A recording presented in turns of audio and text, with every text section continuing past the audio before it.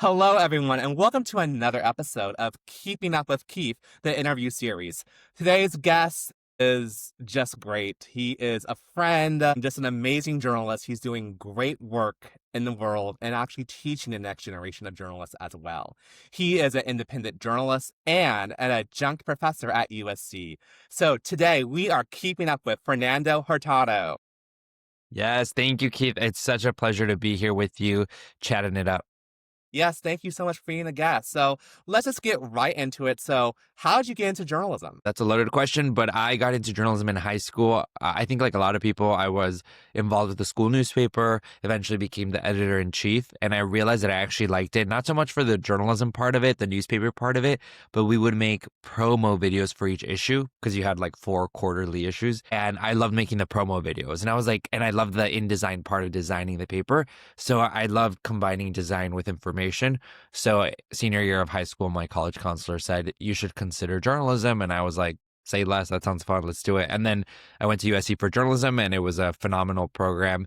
And I loved every single minute of it. It was so fun and so interesting, every single class, every single internship that I did. And I just kept falling in love more and more with. Oh, that's great. I mean, that's the same thing that happened with me. I started newspaper yearbook in high school and then just continued till today. So, in your background, you work a lot in, digital, social media, multimedia storytelling. So, and I know you work for some corporate media jobs. So, talk about those and how now you're making the pivot to now independent journalism, being an entrepreneur yourself. Yeah, my first job out of college was in DC with a news startup that was owned by this massive local station conglomerate. It was like a millennial Gen Z. Actually, Gen Z wasn't even a term back then. It was 2016, right? The election season. And it was a millennial news outlet. And I got to do really cool stories. I got to travel a lot, which was amazing. I wouldn't have been able to do that had I gone to a more established newsroom. After that, I went to this place called Attention, which is kind of like a BuzzFeed type place. I say that was like my boot camp in social media and algorithms. And then after that, I went to NBC, where I most recently spent 5 years. Started off as a producer, digital video producer, working with all the NBC Telemundo stations, and then worked my way up to manager of digital video, which basically meant I was producing a lot of national video and overseeing like special tentpole series around the Olympics, elections, different initiatives that the editorial part of the company had. And I love that job. I am so grateful for NBC. I had the best boss ever. I had 5 years of someone believing in me, both like my boss, but also my peers. It was just such a cool job. And that's what really encouraged me to start thinking about the future and thinking about the future of journalism and what role I wanted to play in it. And I realized I was watching YouTube after work, for my journalism, to consume journalism. Yeah. And I thought, like, why don't I do that? Like, why couldn't I do that? And then you start challenging yourself to come up with answers to those questions. And then all the questions are honestly kind of lackluster. And you're like, I think I'm just afraid. And then I thought, well, that's not a good enough reason. So I decided to take the leap in January of this year, go off on my own, and basically become a YouTuber. Okay. So, you made the leaps, you created, in the hyphen. How'd you come up with the name? And what took you to make that leap? So I wish I could take credit for the hyphen part of the name, but we have one of our former presidents to thank, and that's Teddy Roosevelt, who in 1915 gave a speech that was saying that there was no room in the United States for hyphenated Americans. And back then he was referencing Irish Americans, Italian Americans, making the argument that there's no such thing as like an addendum or adding anything to an American. You're just an American. I kind of get what he was trying to say, but it was very much trying to make the point that there was no space for hyphenated identities. I grew up Mexican American in Chicago. I was always very aware of that hyphen. I grew up in a very Mexican household, but still very much assimilated to American culture in school with friends, etc. So there was always this like tension point in that hyphen, and I wanted to explore that. And I thought, oh, what better way to do that than with the name in the hyphen? Because every story that I do is in the hyphen of 2 things, like 2 issues, topics, or things. And what made me want to take the leap, I am an adjunct instructor at USC in the journalism school, and I Yes. teach a class called visual journalism, which is about the basics of writing, shooting, editing digital video. And at the end of the semester, I give a lecture on the future of visual journalism. It's one of my favorite lectures because I basically choose 4 or 5 trends that I'm seeing in the industry and talk to the students about it and kind of like what I would do if I were them. What would I kind of like focus on? And after 4 years of giving that lecture, I found that like the trends changed, but one kept staying there, and that was creator journalism. For the last 4 years, I'd had creator journalism on there. And I thought, I have some gall to pretend to know what the future of visual journalism is, but I'm not doing anything in it. I was very much resting in my laurels at NBC. I had a great job, great team, great boss, cool projects. But was I doing something that was fully forward thinking and kind of pushing the envelope? Yes. No, just no matter which way you cut it, not really. So I wanted the answer to that question of whether I was working on the future of journalism to be yes. And I thought, what better way to do that than the year 2025? Okay, awesome. So you talked about creative journalism. What do you say about creative journalism and the impact it's having on our industry today? I think we're going through a transformation. That's how I like to think of it, Yes. because so much of journalism, I think, has stayed the same for so many years and will continue to stay the same. We have such a strong foundation in journalism in the United States, and I'm so fortunate to be able to work in that. What I think is changing is the medium, so to speak. And yeah, you're so right. Like there's this crop of creator journalists popping up. There's, we also hear the term knowledge creators, which are, I think, people who spread information. The problem there is that like there's a lot of people who don't have journalism backgrounds. And I'm never one to say like, oh, you can't be a journalist or you have to go to journalism school to call yourself a journalist. Not at all. Journalism is something you do. And so I think there's an opportunity for those of us who are more traditionally trained to show our work and to show like how stories are gathered, what it's like to have a primary source, what's a secondary source, how do you fact check, who do you call.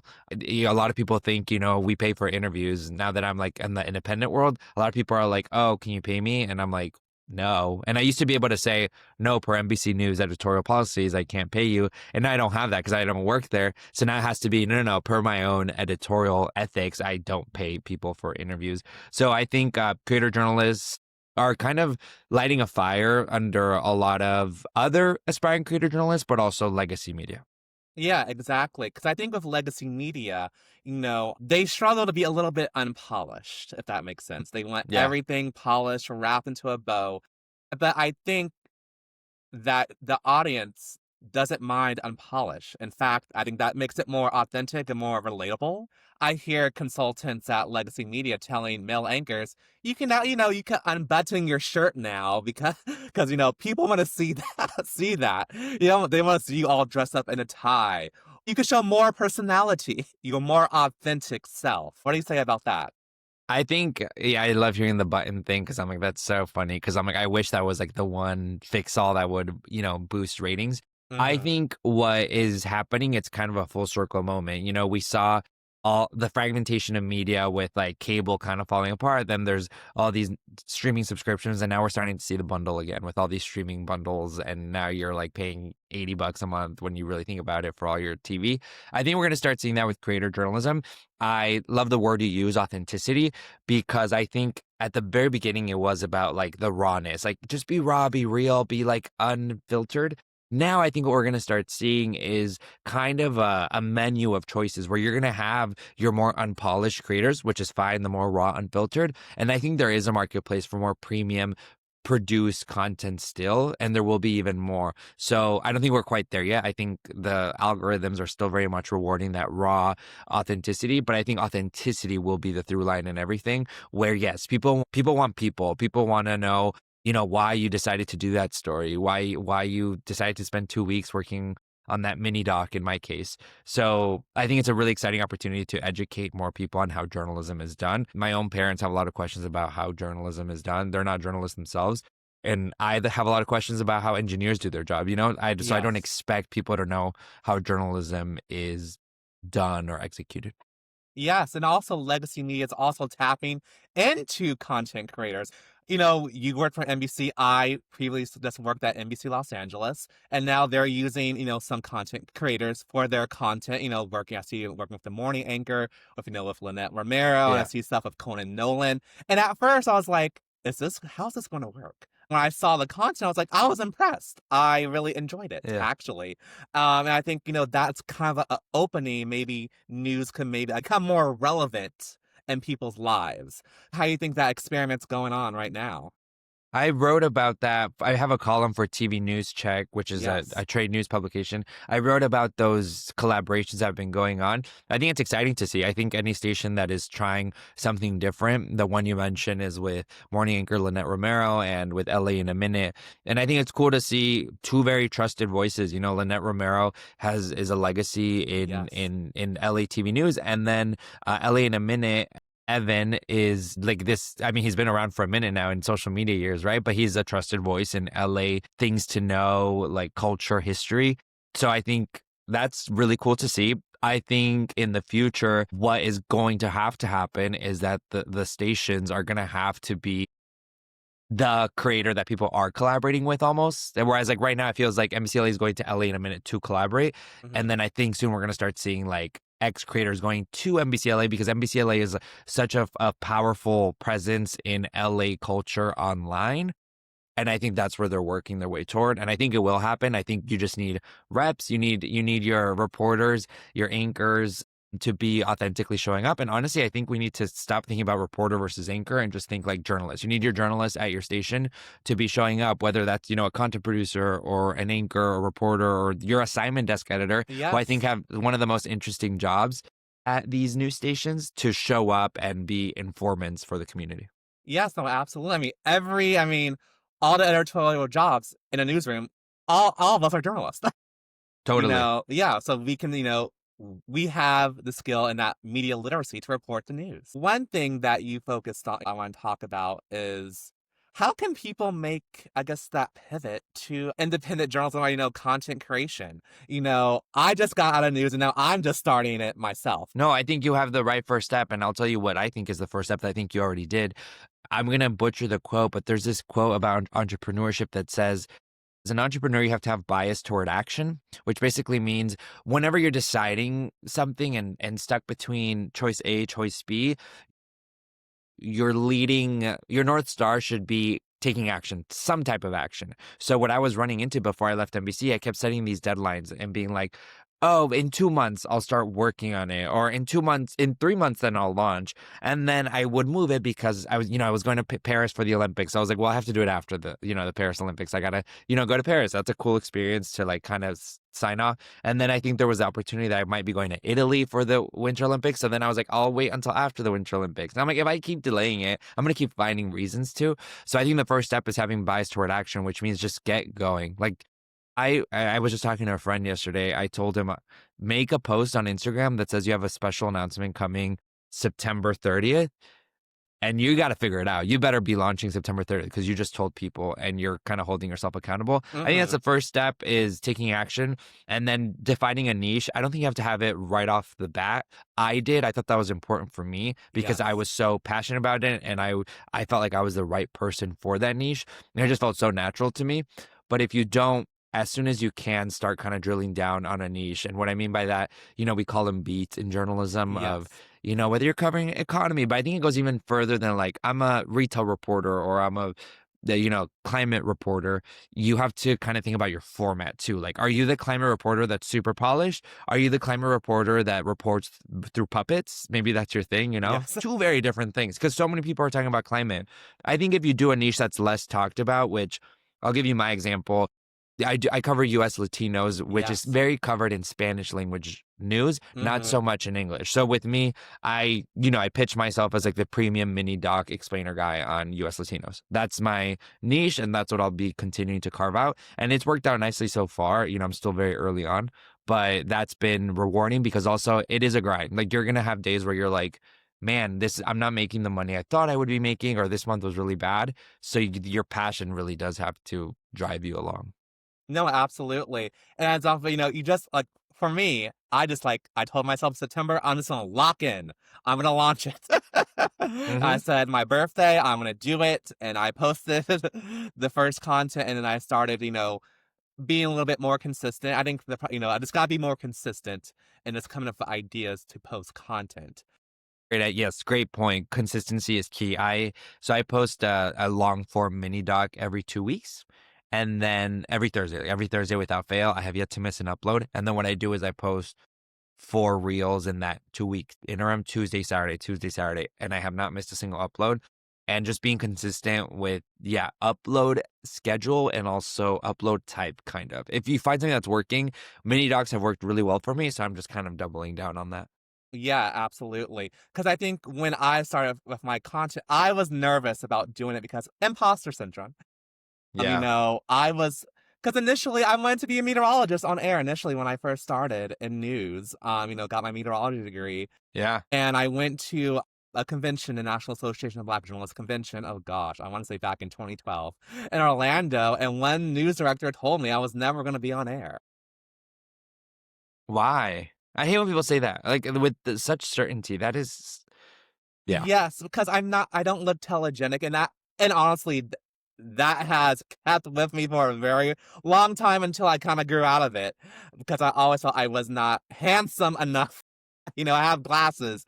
I had braces. I had braces at the time too, and so, and because I thought about if people are craving authenticity or relating to the viewer, that's relatable because they go, people have adult braces or Right. or have glasses and stuff. Glasses. Yeah. That's real. We always say we hire people that looks like our audience. So, and I just kind of got out of myself and just just again, be my authentic self. So I know because talking to some of my colleagues, they just struggle with, imposter syndrome or just the criticism from other people because they have a voice to say, but they're just worried about that, people commenting on their content. And I'm gonna say you just have to be your authentic self and just post it out there and just give it a Yeah. shot.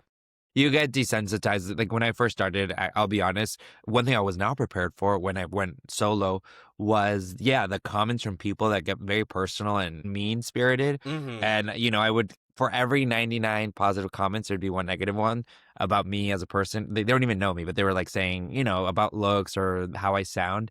And that would stay with me for like half the day. And I'd be at the gym and be like, oh my God, like I can't get over it. You get desensitized. Like after you're like, if this person doesn't know me, I don't know them. They felt the need to post that. Like, okay, that's something they got to deal with. I can't give them that energy. But no, it's totally like you do kind of put yourself out there. But I kind of focus on the journalism part of it. And I'm like, comment on the story, whether you think it's well done or not. I'm not always like acing my stories for sure. Like, there's sometimes where I'm like, I totally could have interviewed this person or explored this angle. I'm always really open to that type of feedback. Yes. And so let's talk about what you're covering. You say you're covering US Latinos. And, I've seen your content on YouTube, seen the latest story, the Pinata story. Yeah. And then on TikTok, see your short form stories about Goya, Tajín. Yes. So, what made you, I guess, to focus on that demographic and how you come up with these ideas? Because they're so creative. And I feel like I'm learning so much I did not know. Thank you. So I can, at NBC, one of the things I did too was host this podcast called Business School, which interviewed Latino entrepreneurs. The reason we did that, or that I pitched that project, was because, at NBC Universal, they own NBC and Telemundo. And I thought, what's a project we could do that could cross pollinate and that where we wouldn't have to make two separate versions? It's an English language podcast that we would post on Telemundo. And I thought exploring one of the fastest growing business owner demographics, which is Latinos, made a lot of sense. Doing that podcast, I learned a lot about the US Latino demographic, and Telemundo's an expert on this too. Like they have all the stats, they can read them to you. Probably every executive has them memorized. But I learned that, not only are we the fastest growing demographic, US Hispanics in the United States, of course, but also when it comes to consumption, we over index on YouTube. We adopt social media platforms at higher rates, faster rates than other groups. And Yes. so I thought this is such a great demographic to speak to. And also, I want to know the answers to these questions. I wanted to know like why tahini is so popular. Like every bar I go to has tahini, and then that wasn't the case even 5 years ago, anecdotally speaking. At least I felt. So, being able to look into that stuff. So a lot of my stories do stem from like kind of, just walking around and seeing, oh yeah, like Goya has been a mainstay in grocery stores for so long. How did that happen? I did a story on the Piñata district in Yes. LA. I was just curious to see how very immigrant reliant area in terms of labor and customers is doing with the ice raids, but also the piñata industry in general. It seems like an always on industry, especially during the summer. It's a highly sought out industry. But I want to learn more about it. And I was like, I want to spend 2 days in the piano district. And what better way to do that than through journalism? And so a lot of it is like stuff I see and then, in person, in real Mhm. life. And then other stuff is, what I love about YouTube is I get comments from people saying, you should look into this, you should look into that. I did a story on Mexipinos because I got so many comments saying, I'm Mexipino, after I did a story on AAPI Latinos. And for people Yes. who don't know, Mexipinos are Mexican Filipinos. Yes, yes, yes. And I guess that feedback, I mean, how has it been received so far? It's been awesome. I gotten so lucky, and I want to be cognizant of like I want to honor my talent and say like, yes, I am. I'm so proud of these stories. These are like the stories I'm most proud of that I've ever done. But also, so much of it is left up to chance away. So it's like hard work meets good luck, and it's been really well received. I've seen really nice growth in the last 8 months. I'm monetizing, which is amazing to be making money off of this. I've gotten sponsors. So it's still very early stages. And I say that because it is very like up and down. Like I'll have amazing months and then I'll have like months that I'm like, oh, okay, that last month had a, cover for 2 months. But even the fact that like people reach out interested in sponsoring videos is so cool to me.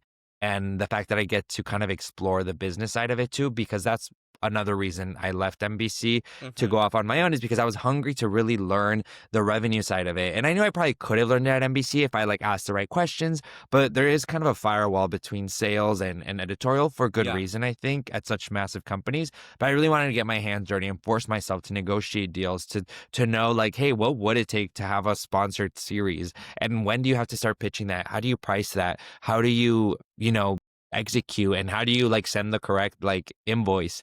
So all of that stuff is like for sure a little tedious at times, but it's getting easier with every rep that I get. Gotcha. And you are cornering this market because I don't know if there's any, if you have a competitor or someone similar like you doing this type of independent journalism for this growing community. Yeah, so I've done looked around. And there's a lot of competition in Spanish language. There's, Yeah. even Jorge Ramos, which he was the primetime anchor for Univision for I want to say 30 plus years. He's a legacy in Spanish language TV news and TV news in general. Yeah. He's now on the creator route in on YouTube specifically, but all other platforms. But in terms of like explainer style English language videos by US Latinos, I believe I'm the only one doing that, long form. There's other creators who are doing short form a great job and they kind of like push me to be on my toes and do a good job. But I do think we're going to start seeing, I think their floodgates are opening in like 3 months. We're going to start seeing much more people. That's great. It's not lost on me because, this month we're celebrating Hispanic Heritage Month. And so, what does it mean for you to be, a Hispanic journalist in today's society? Before I launched in the hyphen, I actually did an entrepreneurship boot camp through the Google News Initiative, a great initiative everyone should look into. It's a free program, and they kind of make you ask yourself 5,000 questions about whether you really want to do this because it's a lot of work.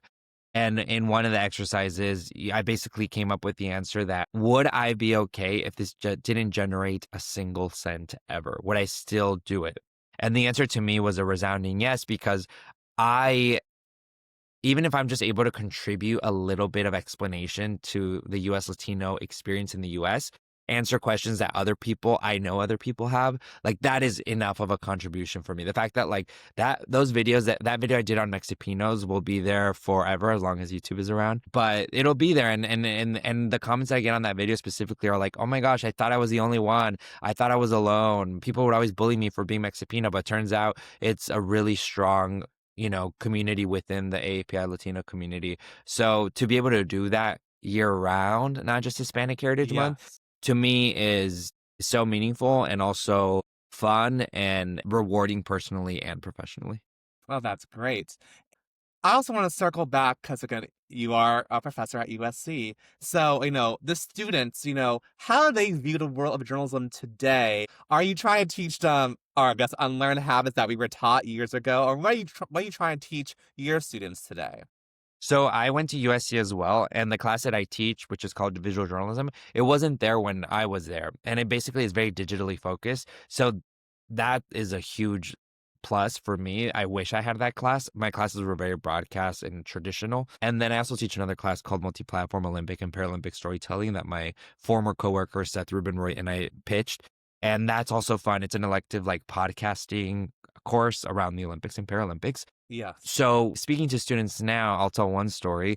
I have guest speakers every class. And I remember 2 years ago, I had a writer from Rolling Stone that I was super excited to have. It's Rolling Stone. And I remember telling the students, guys, next week we're going to have X person from Rolling Stone. And the glazed eyes that I saw of like, just like, okay. Like, totally unimpressed. I feel like some people didn't even know what Rolling Stone was.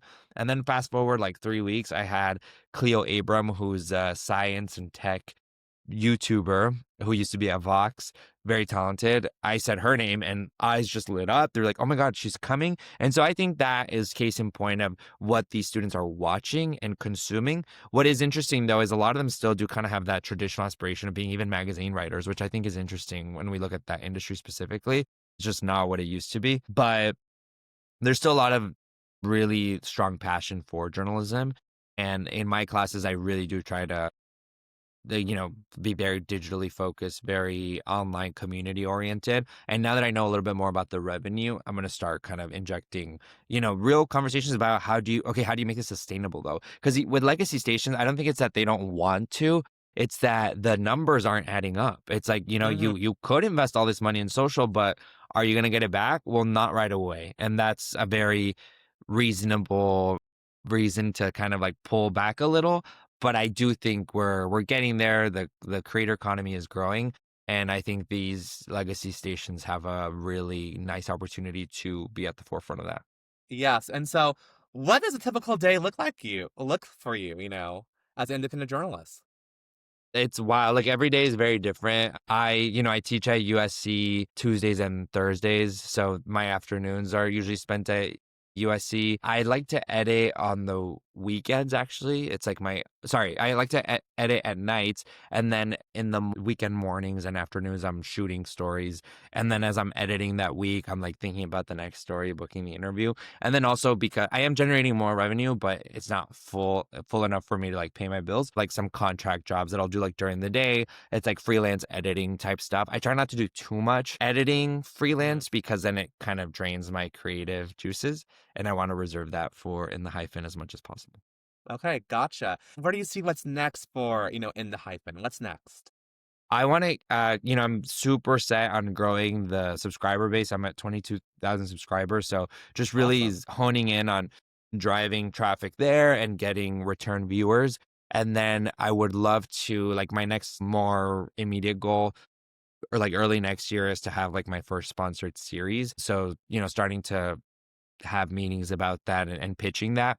Nothing set in stone yet, but I would love to do that for like the 1 year anniversary. Have a nice sponsored series that's filled with meaningful journalism and hopefully not just tied to LA, which is like where I'm home base. So I stay here because it's cheaper to do stories in LA. Great place to be, by the way, Yes. for what I'm doing. And then in the future, yeah, just keep growing and make a community. I would love to explore like IRL events too. I think as I build a stronger community, do, events and conversations that take it outside of just explainer videos and more into panels and experiences.